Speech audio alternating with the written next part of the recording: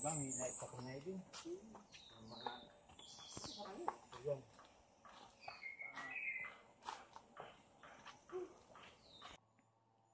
hapon sa inyo mga ka-hometown. Sa hapon na ito, nandito tayo ngayon sa Kulapnitan Cave sa Barangay Bicol, Libmanan, Camarines Sur. So may nakikita kayong kuweba dito sa aking background. So yan po ay isa sa bahagi ng Kulapnitan Cave, kung saan tinawag na Kulapnitan Cave kasi yung Bicol word na Kulapnitan ay nangangahulugan na paniki. So pinaninirahanan po ito ng mga paniki. Kaya ito ay tinawag na Kulapnitan Cave. So magpatuloy po tayo sa ating paglalakbay.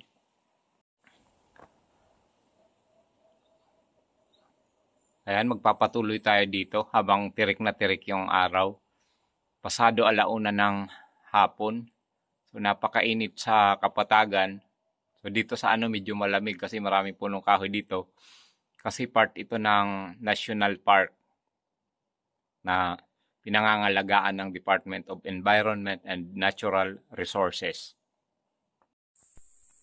Ayan, makikita natin sa paligid maraming punong kahoy.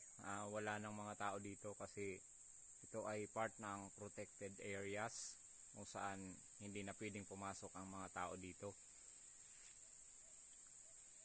Ito ay upang mapangalagaan yung mga kuweba na pinaninirahanan ng mga paniki. So ayan po yung kuweba, yung nasa likod ko kanina. Ngayon, siyempre wala tayong makikitang paniki kasi nocturnal animal sila. Sa tuwing gabi lang sila lumalabas, kaya wala tayong makikitang paniki ngayon. Pero na lang kung may natutulog dyan na mas malapit dito sa bungad ng kuweba.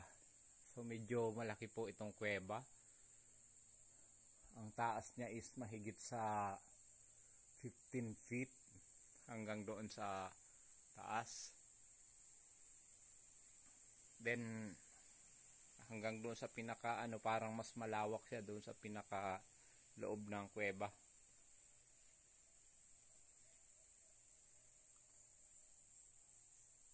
So mamaya kapag pahapon na, makakakita tayo dyan ng mga paniki na lumalabas. Pero ngayon wala tayong makikita.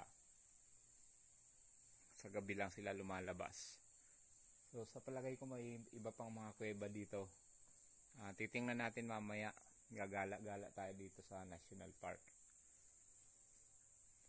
So ayan, mayroon na tayong isang kuwebang nakita kung saan doon sa label sa baba ang nakalagay po is Laya Cave ang tawag dito sa kuweba na ito.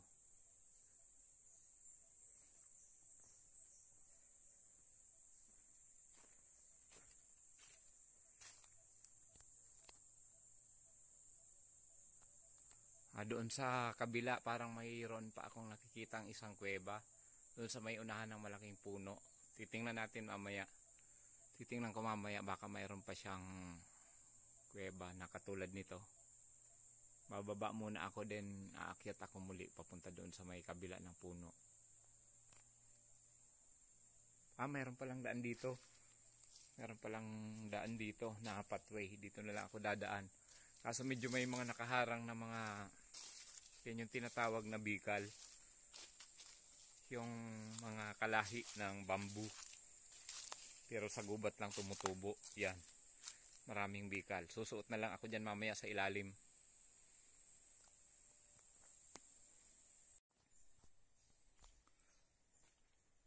So ito na pala yung natatanaw natin na kuweba kanina. So andito na tayo. Ito pala yung nakikita natin kanina na kuweba galing doon sa isang kuweba. Kaso lang siya, hindi siya malayo. Malapit lang siya.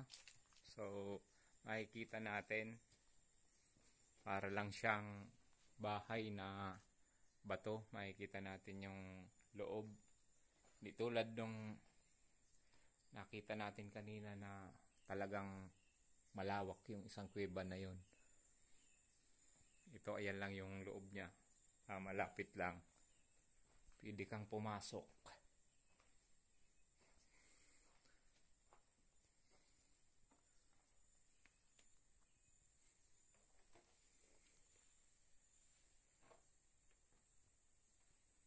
Sana walang sawa dito.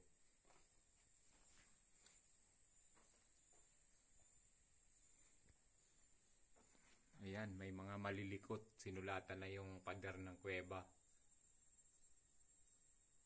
Sana hindi sinusulatan. Kasi kapag sinulatan yan, magmamarka yan dyan sa loob ng mahabang panahon. Ayan, may mga nagsulat. Yung mga ginamit ay uling.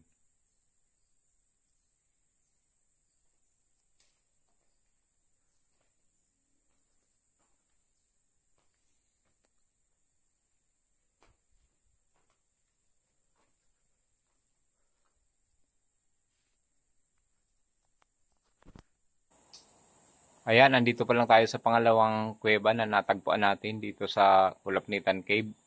Itong isang kuweba medyo malapit lang. Hindi siya gaanong malawak na kuweba tulad ng una nating nakita kanina na super laki. Magmamasid-masid pa tayo, baka may makita pa tayong ibang kuweba.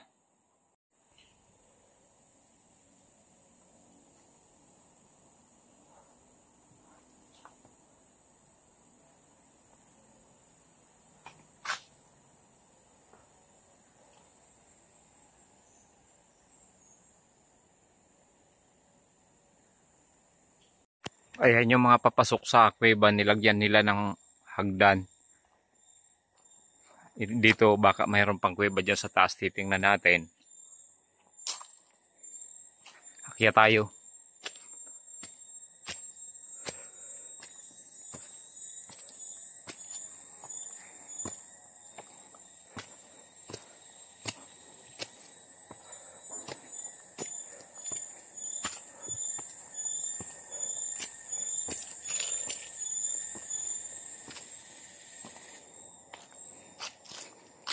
Maraming humuhuni na insekto dito. Tawag sa amin yan duli-duli.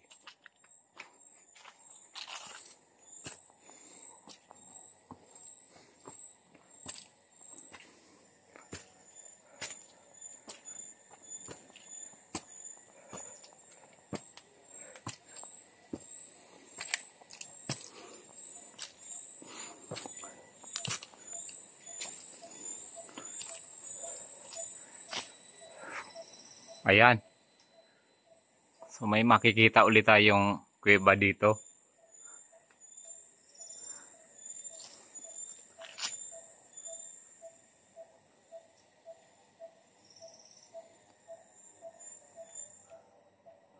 Ayan yung papasok, ayan yung bungad ng kuweba. Titingnan natin kung malawak. Yung pinakabungad niya maliit lang.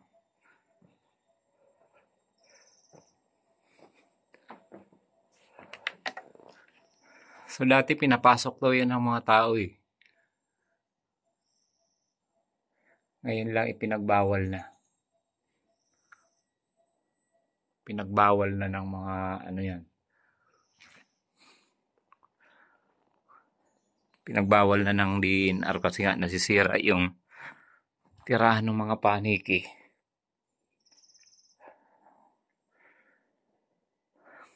Siguro may nag-overnight dito. Kasi parang may may pinagsigaan ng apoy. Ayan, may sako. May sako tapos may mga may sako tapos may mga panggatong. Ginatungan dyan sa may tabi. Masisira tong bato na to na pinaggatungan sa ibaba. Masisira siya ng init. Punta tayo dito sa may una-unahan.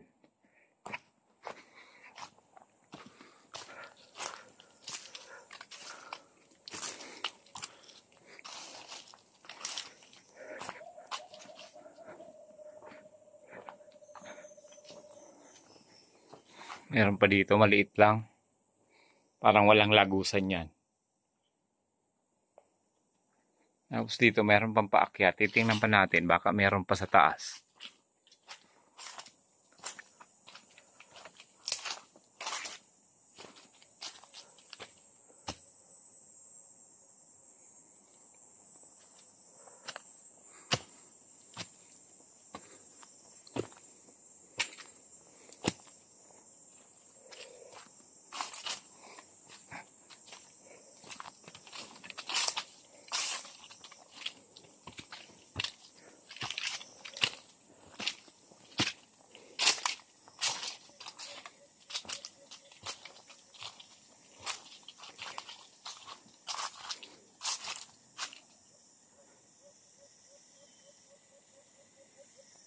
may humuhuni na ibon na parang malapit lang dito.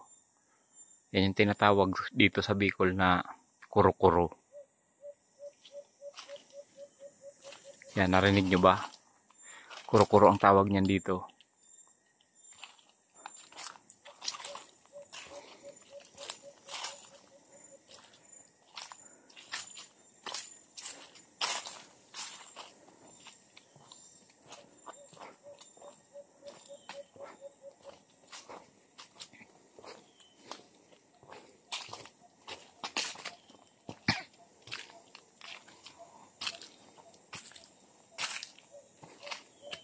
Grabe dito.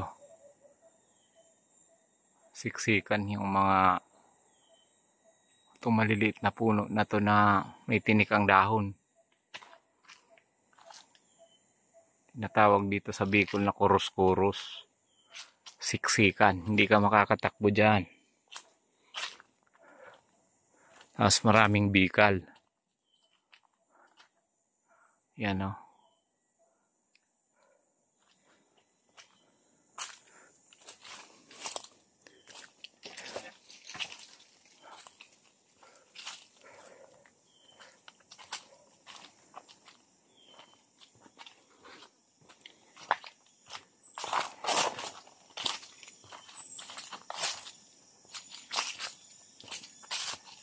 Yan. Dito tayo sa taas. Parang matarik dito. Tignan nyo yung papuntang ibaba. Oh. Malabangin. Matarik.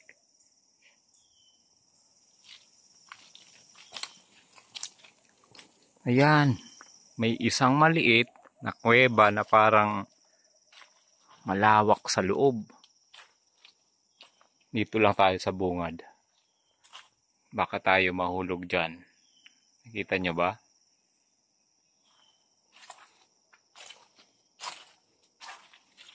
Ayan o. Ang dilim. Pag ganyan na napakalawak tapos madilim, parang malayo yung ano nyan. Yung destinasyon. Parang malayo lang lagusan ng kuweba.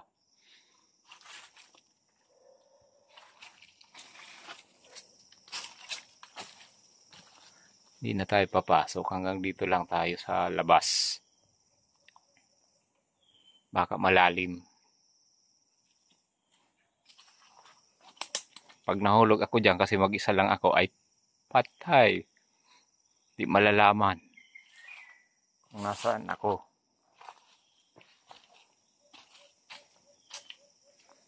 Basta ang paalam ko sa bahay, punta lang ako ng Libmanan Cave. Sa Kulapnitan Cave.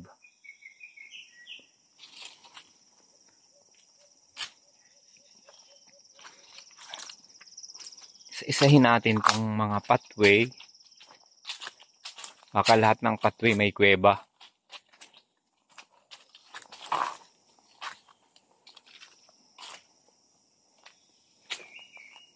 Pababa tayo, pababa.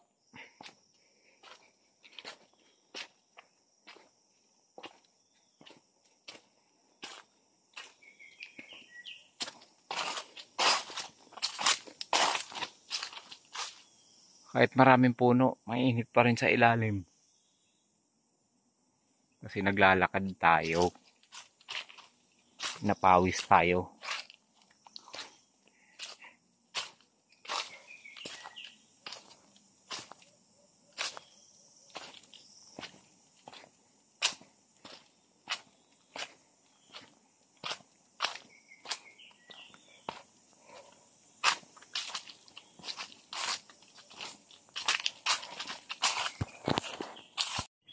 Ito pala yung pangalan ng kuweba doon sa may taas. Doon sa pinanggagalingan pa lang natin na kuweba. Balinsasayaw Cave.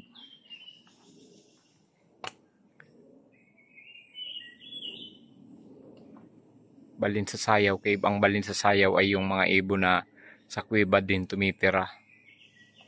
Balinsasayaw ang tawag namin dito sa Bicol.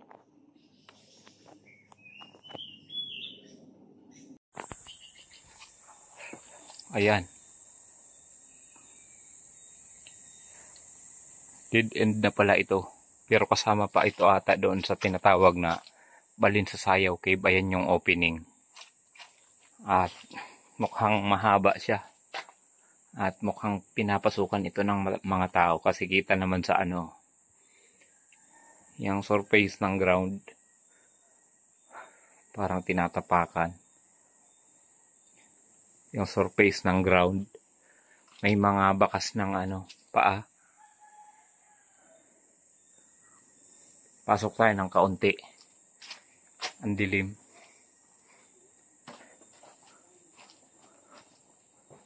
Ayan, malamig. Tingin ko may tubig ito sa unahan kasi napakalamig ng simoy ng hangin dito sa loob.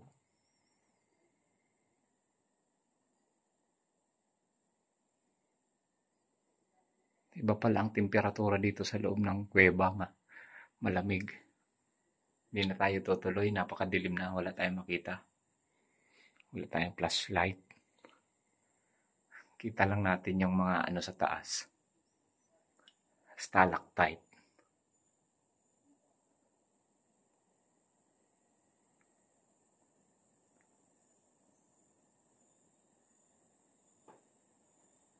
Balik na tayo.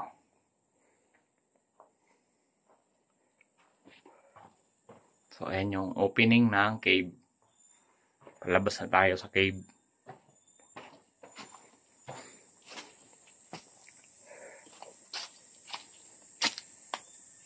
Yan, galing ako dyan kanina sa baba.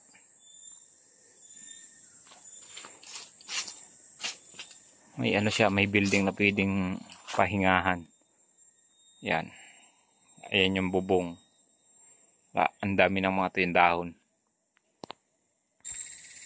Ayan mga ka-hometown, pahinga muna tayo dito kasi hinihingal ako kasi medyo pataas yung mga daan dito sa park.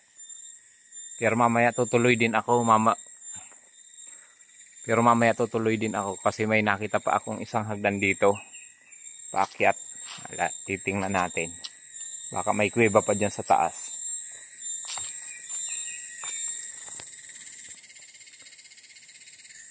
May hagdan pa papunta doon sa itaas. Titingnan ko mamaya. Baka meron pa siyang kuweba. Meron din namang mga pahingahan dito. Medyo nilulumot na nga lang kasi matagal na yata itong hindi nagagamit. Yung may mga payong. Yan puro nalumot. Ito pa. Saka ayun.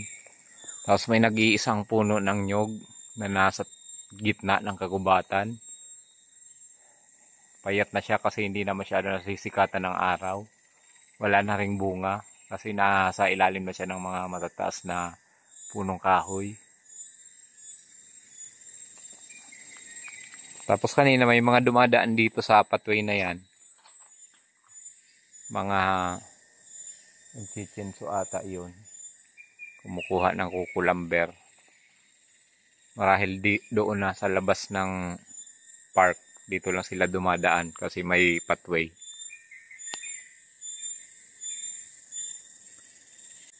Ayan, simulan na natin na aakyatin tong hagdan na to pataas. Titingnan natin kung ano ang makikita dyan sa taas.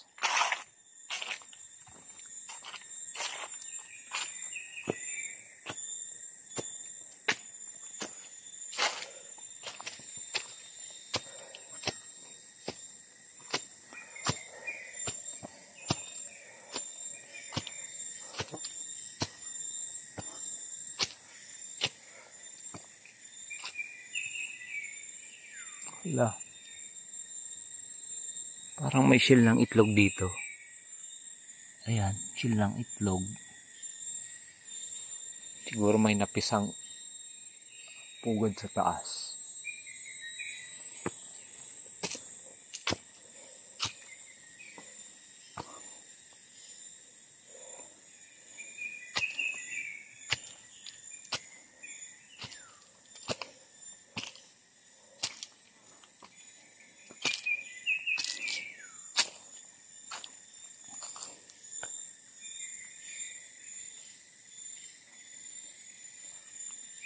Ayan yung baba.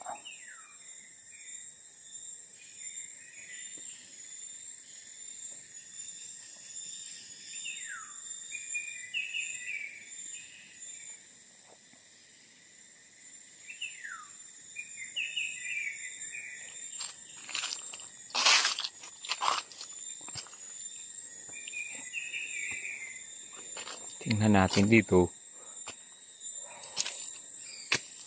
Dito muna tayo.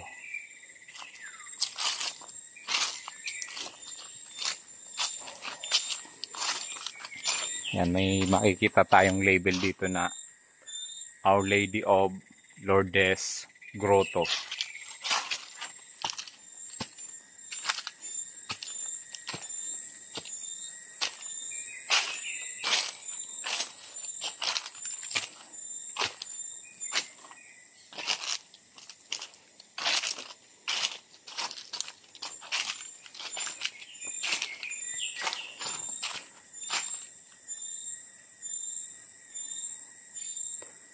So ayan, andito tayo sa Our Lady of Lourdes Grotto.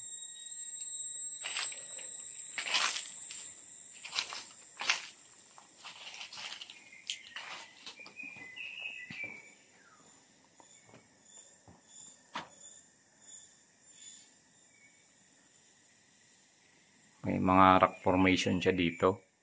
Pero wala namang lagusan.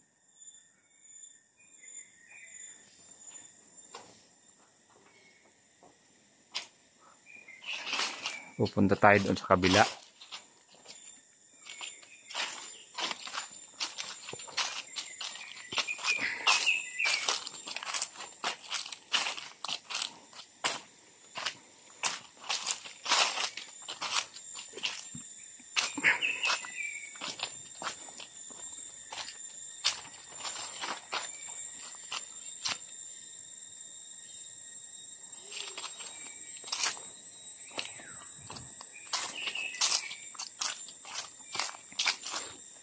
Punta tayo dito sa may malaking baliti. Yan, nakikita niyo yung mga ugat na yan.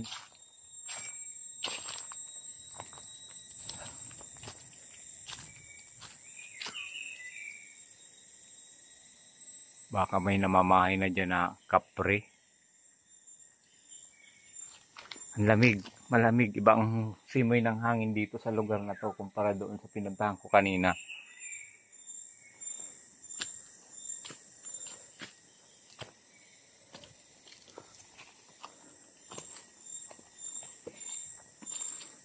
Tapos may nakikita tayong parang opening na naman ng kuweba.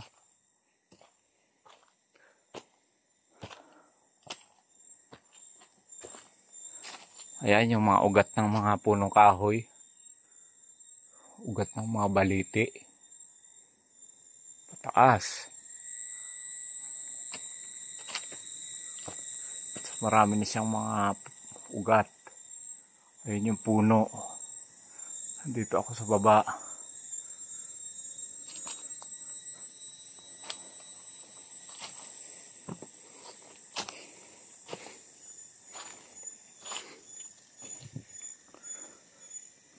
Ayan.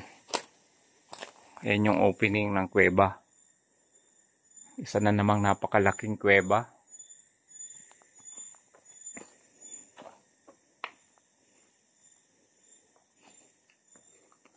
So, andito yung opening ng isa. Andoon sa kabila yung isa.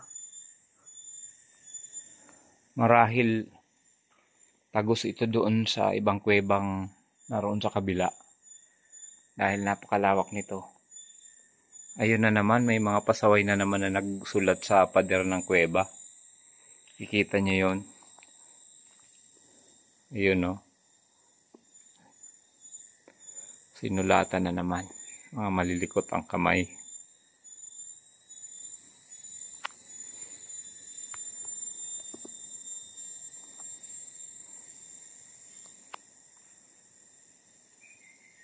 So ayan, makikita natin. Hindi na tayo tutuloy sa baba kasi napakadilim, baka mahulog tayo. Wala akong kasama.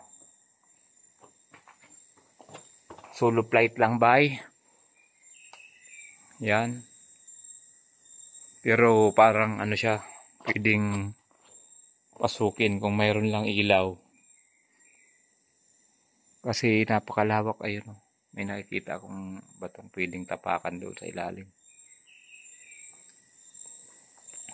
Kung may kasama ako, maglalakas ako ng loob na pumasok dyan. Tapos maglakad sa ilalim para tuklasin kung yan ay konektado sa isa't isa yung mga kuwebang nakita natin. Pero marahil konektado yan sa isa't isa.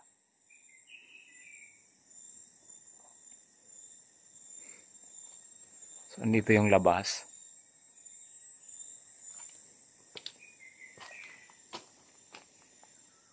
Tama, parang konektado nga. Napapansin ko na parang may hangin na galing sa kabila na dumadaan dito sa loob na to. Tapos dito inilalabas yung hangin.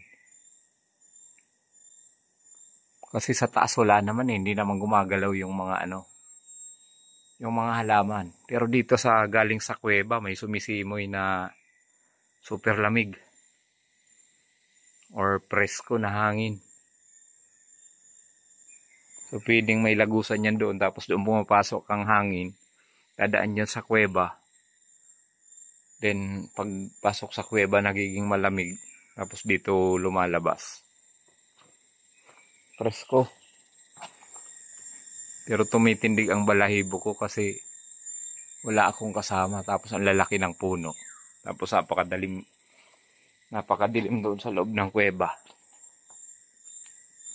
Baka may magpakitang mukha. Mukha ng kapring malaki. So ayan.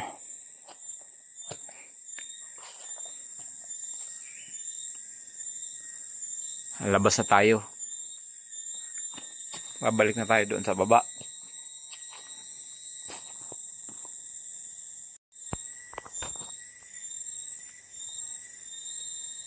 Ayan, presko talaga ang hangin dito doon sa may kuweba na ito. So, tumitindig ang balahibo ko sa lamig.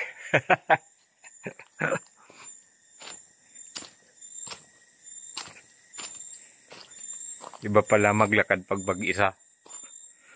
Walang kasama. Iba yung simoy, nakakapatindig ng balahibo. Pababa na ako.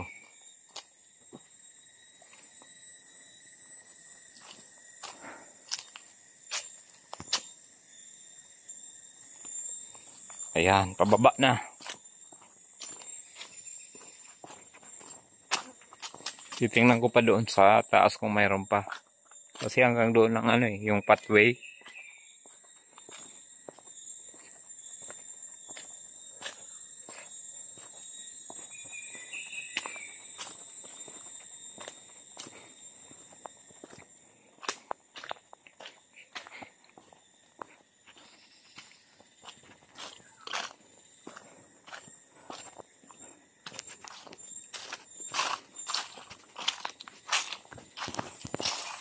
Yan, nakalagay naman dito Kalangkawan. Ibig sabihin ito yung mataas na bahagi. So, Kalangkawan din yung pangalan ng cave na binisita natin sa taas. Yung inakyat natin kanina. Yung part na may grotto saka yung isang malaking kuweba doon sa taas ay Kalangkawan Cave ang pangalan. Ayan.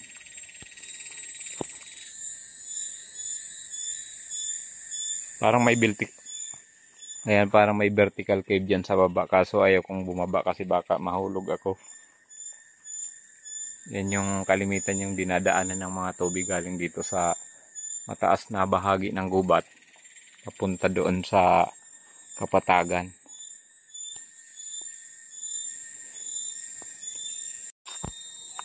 Dito na tayo mga ka-hometown sa akyat ulit. Iniwan ko yung helmet ko doon, sana wag mawala. Bago pa naman yun.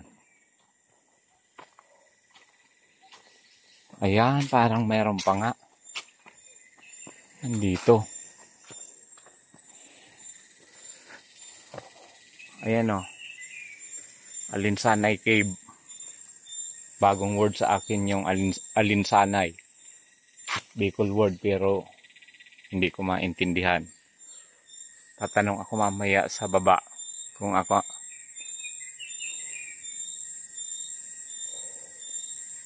magtatanong ako mamaya sa baba kung anong ibig sabihin ng Alinsanay. Alinsanay Cave. Tara na. Punta na tayo. Itong part na to parang daanan ng mga tao.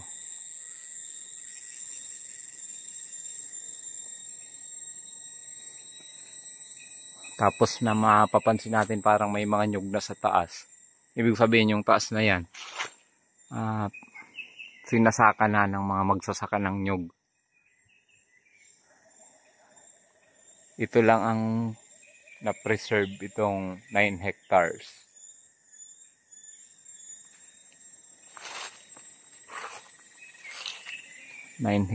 Na puro mga punong kahoy. Ayan, nararamdaman ko ulit yung simoy galing sa kuweba. Malamig. Kapag galing ka doon naglalakad na pinapawis ka tapos makakaramdam ka ng simoy galing sa kuweba at tumitindig yung balahibo ko. Marahil natatakot lang ako. Andito may malaking puno. Tapos dito sa baba ng malaking puno may dalawang lagusan. Dito sa kanan. Yan. Ito yung tinatawag kaninang Alinsanay Cave.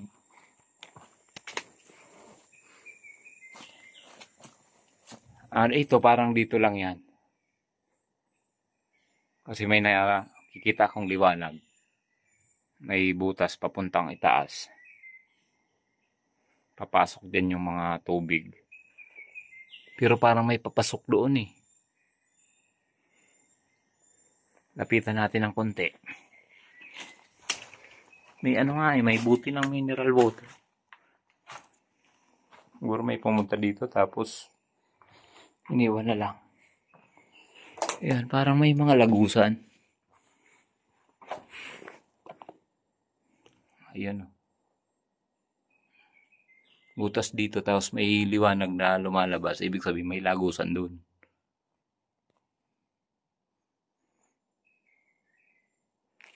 Dito tayo sa kabila. Parang mas malaki tong sa kabila.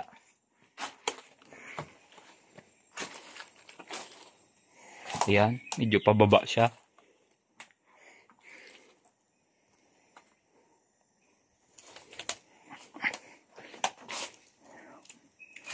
Hindi sana tayo mahulog. Tapos maraming putakti. Huwag sanang makapunta dito. Ayun o. Sa tingin ko konektado rin to doon. Yung kuweba na to doon sa mga una nating binisita kanina. Malaki yung loob. Ayan, siguro ito na yung huling kuweba dito.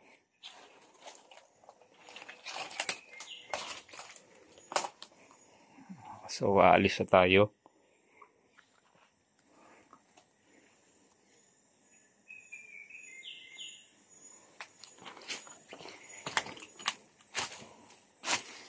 Ayan. Bye-bye. Bye-bye kuweba. Bye-bye kuweba. Balik na tayo sa Kapatagan.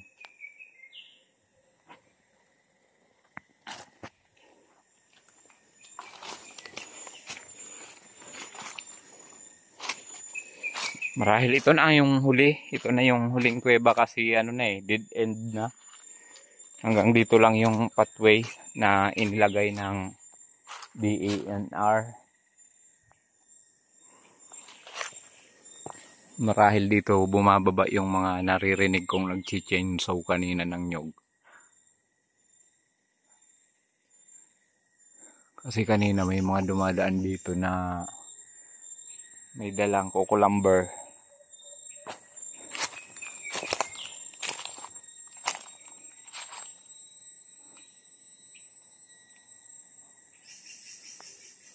Parang may ligaw na ano. Ligaw na prutas. Malalaki yung bunga. Wala ako nakitang ano. Mga unggoy. Pero mayroon daw dito eh. Sabi ng mga taga-Kapatagan. Mayroon daw ditong mga unggoy. So hanggang dito na lang mga ka-hometown yung ating pagbisita dito sa Kulapnitan Cave or tinatawag ngayon na Libmanan Cave na isang national park. So bababa na tayo sa Kapatagan. Salamat po sa inyong pagsubaybay at salamat po sa inyong panonood. Ingat kayo palagi.